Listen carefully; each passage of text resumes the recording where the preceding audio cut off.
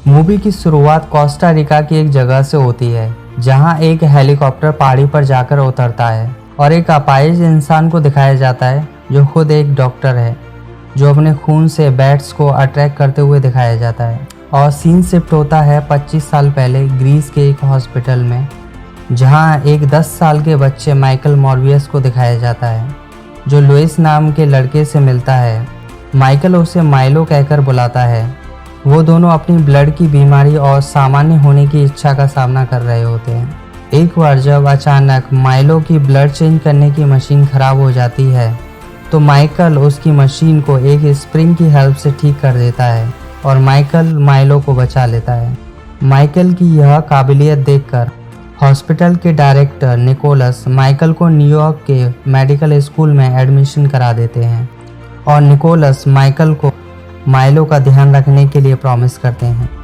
और फिर हमें दिखाया जाता है कि 25 साल बाद माइकल को उसके द्वारा इजाद किए गए सिंथेटिक ब्लड के लिए नोबेल पुरस्कार दिया जाता है, बट माइकल पुरस्कार लेने से मना कर देता है। माइकल की कलीग मार्टिन को माइकल के बारे में पता चलता है कि वह कोस्टा रिका से वैम्पायर बैट्स को चुपके से पकड़ कर लाया है। माइकल मार्टिना को बताता है कि वह इन बैट्स के जीन्स को खुद के डीएनए में मिलाएगा और अपने ब्लड की बीमारी का इलाज करेगा। वह इसके कई एक्सपेरिमेंट चूहों पर करता है और उसका एक्सपेरिमेंट सफल हो जाता है।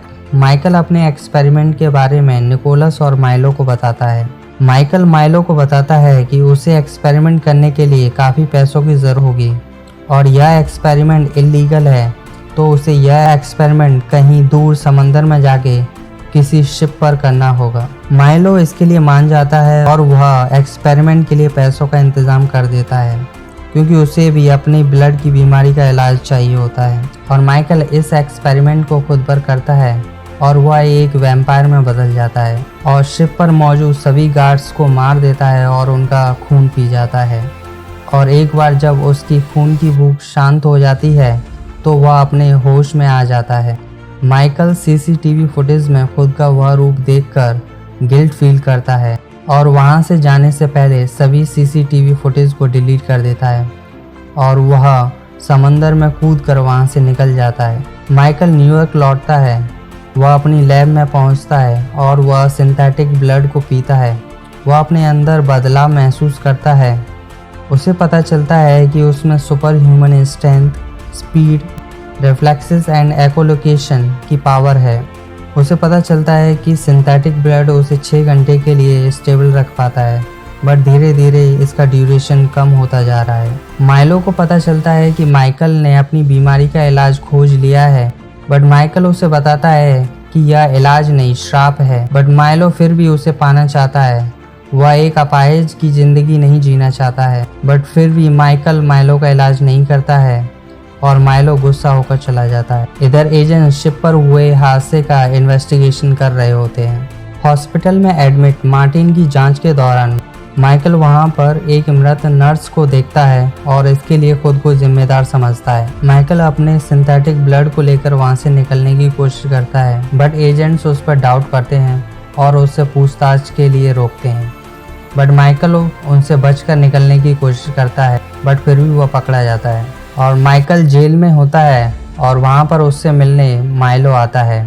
माइलो माइकल से बोलता है कि वह माइकल को किसी भी तरह इस जेल से बाहर निकाल लेगा। माइलो जाते वक्त माइकल के पास सिंथेटिक ब्लड की थैली छोड़ जाता है। माइकल को महसूस होता है कि माइलो ने अपना इलाज कर लिया है और उसने ही उस नर्स को मारा है और माइकल उसका सामना करने के लिए जेल से भाग जाता है। माइलो कबूल करता है कि हाँ, उसने ही उस नर्स को मारा है। माइकल माइलो को रोकता है, बट माइलो अब रुकना नहीं चाहता है। माइकल माइलो को अपना भाई समझता है और वह उसे चोट पहुंचाना नहीं चाहता है, इसलिए वो वहां से चला जाता है।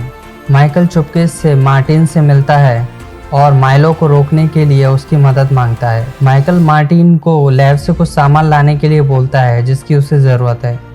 निकोलस को माइलो के बारे में पता चलता है। निकोलस माइलो को कहता है कि उसने कभी ऐसा सोचा नहीं था कि वो ऐसा बन जाएगा।